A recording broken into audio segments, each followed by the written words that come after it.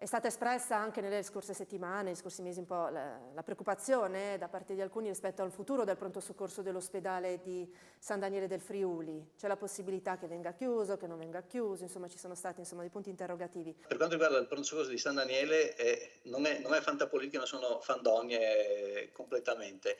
Abbiamo un pronto soccorso, un reparto di emergenza che funziona molto bene, che attrae anche utenza che viene da fuori dal bacino sandanelese, perché sanno che qui trovano una risposta di qualità, una risposta efficiente. Mi sono confrontato spesso con l'assessore Riccardi, quindi per quanto riguarda il futuro dell'ospedale di San Daniele non c'è un settore che venga depotenziato, anzi con l'azienda sanitaria si sta pensando proprio a potenziare alcuni servizi e anche infrastrutture.